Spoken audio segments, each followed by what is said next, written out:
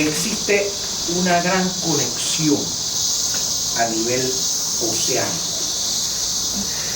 Y la iguana no es un mundo aislado, no es una isla que tiene unos arrecifes y tiene un centro de anidamiento de aves, no se limita a eso. El océano está dividido en zonas. Nosotros nos encontramos en el Pacífico Oriental Tropical, que se extiende desde el Mar de Cortés hasta Islas Galápagos y Perú. El inicio de Perú-Ecuador. Dijo Pacífico Oriental. Oriental Tropical. Esta zona cuenta con islas oceánicas, que son Galápagos, son las más famosas. ¿Qué significa isla oceánica? Oceánica significa que son islas que jamás estuvieron en contacto con el continente. Cuando hubo la última era glacial, ¿quién vio la era glacial? ¿Vieron la era glacial? ¿No vieron la era glacial? La película de la era glacial y no la vieron. Sí, La película sí, como la era de hielo. Son caricaturas. Ah, la era de hielo, perdón. La era de hielo. ¿Cuándo vieron la era de hielo? Ahora sí. Ok, la era de hielo realmente ocurrió. Está basado en una historia real en un valle en Estados Unidos.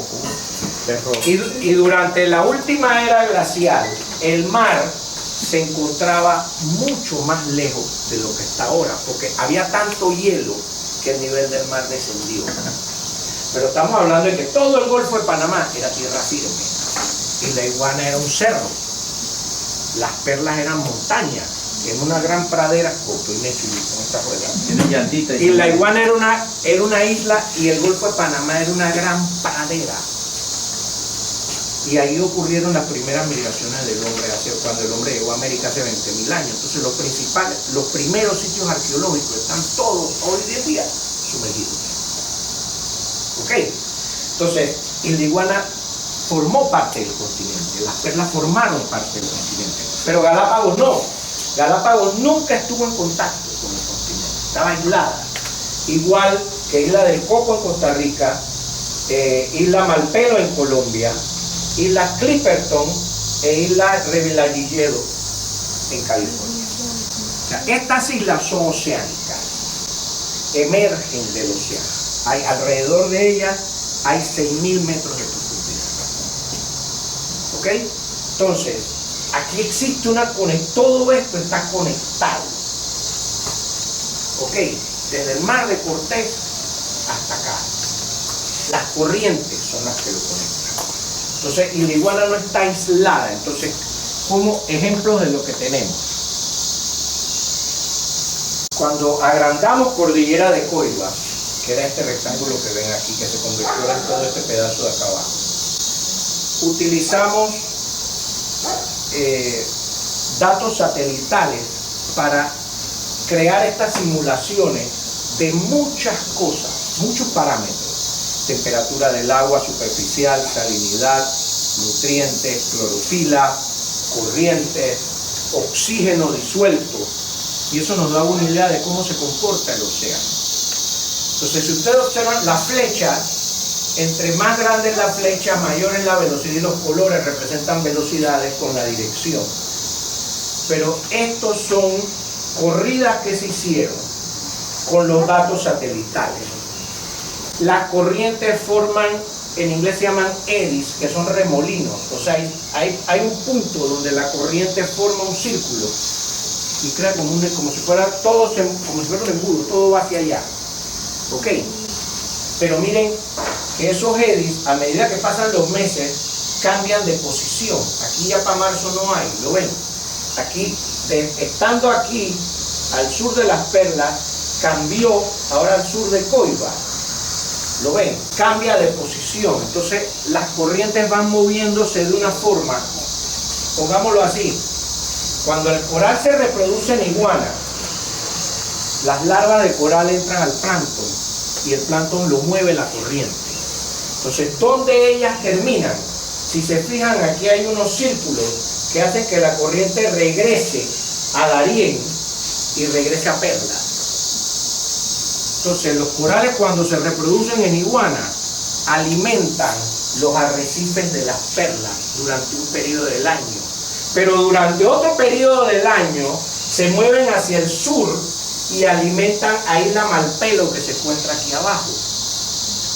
Y los de Coiba alimentan a Isla Cocos de Costa Rica, que está al sur. Estas son islas oceánicas. Entonces, los corales de allá, de Malpelo, Isla Cocos, hay un momento en que la corriente cambia y miren, aquí viene una fuerte corriente del sur. Galápagos está en esta dirección. Una fuerte corriente del sur que se bifurca e invade el Golfo de Chiriquí e invade el Golfo de Panamá y Taiwán. Entonces, los corales de Malpelo alimentan Isla Iguana y las perlas. Nacen allá, pero se asientan acá. O sea, la larva de coral está un tiempo en la corriente y llega un momento en que baja al fondo y si encuentra roca o un sustrato sólido, se adhiere y pone una nueva colonia. Si hay arena o fango, se murió. Más todo lo que se comen los peces y todos los otros invertebrados que comen, que se alimentan de estas larvas. Entonces, lo mismo pasa, aquí tenemos fitoplancton. ¿Saben lo que es el plancton? El plancton son organismos microscópicos que habitan en la columna de agua. Huevos de peces, de cangrejos, langostas, o sea, crustáceos, moluscos, todo el mundo produce larvas que suben y se entran a la columna de agua. Medusa. Entonces el plancton se divide en fitoplancton, que son algas, y zooplancton, que es todos estos huevos de todo lo que les estoy diciendo, y larvas, ¿no? Entonces, la base de toda cadena alimenticia es el fitoplancton. El fitoplancton de por sí absorbe más dióxido de carbono que todos los bosques tropicales. Es el mayor absorbedor de dióxido de carbono, o sea, el mejor enemigo del cambio climático es el fitoplancton, el que puede controlar la temperatura del aire. El aire está en el mar, ¿ok? Por la cantidad. Entonces observen que de enero a abril en la bahía de Panamá tenemos una sobreproducción de fitoplancton. Veanlo, no ocurre en el Golfo de Chiriquí, ocurre en el Golfo de Panamá. Y después esos niveles se concentran alrededor de los ríos, la desembocadura de los grandes ríos. Pero durante enero a abril tenemos una muy fuerte generación de fitoplancton en el Golfo de Panamá. Y vean cómo se mueve ese fitoplancton, se mueve hacia el sur, sale de nuestro mar territorial y sale de nuestra zona económica exclusiva. O sea que llega hasta Malpelo y Cocos. Ok, tenemos una conexión.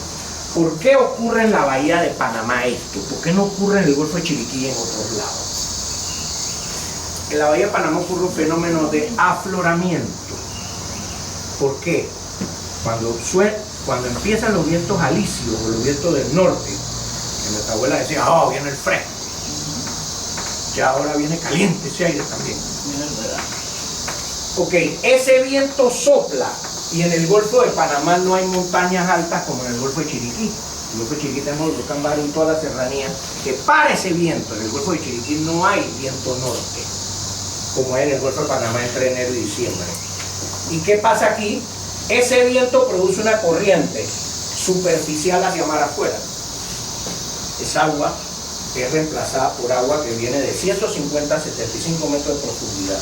Esa agua aflora, afloramiento, emerge, aflora. Y esa agua viene rica en oxígeno. El agua fría tiene más oxígeno y tiene más nitrógeno, fósforo, más nutrientes, lo que usan las algas para alimentarse. Entonces, eso hace un boom de fitoplancton. Explota, porque hay mucha comida. Y eso hace que todos los peces, crustáceos, moluscos, todo el mundo sincroniza su reproducción con este fenómeno. Porque estoy seguro que mis larvas van a tener comida. Y ese zooplancton atrae a los pescaditos chiquitos que se alimentan de él. Camarones, medusas, toda esa gente está comiendo como loca Y eso atrae a los pescados más grandes, incluyendo los tunas que vienen aquí, que es la que más se pesca, ojalá, dorado, todo eso más viene detrás junto con los tiburones. Entonces, la cadena alimenticia depende de esto. ¿Qué sucede con el niño en Panamá? Para el viento norte. Se detiene. Por lo tanto, no hay afloramiento. Y cuando no hay afloramiento, esa mancha que vieron no ocurre. Colapsa la pesquería y las tijeretas se van a ir a otro lado, igual que los pelícanos. Ellas ya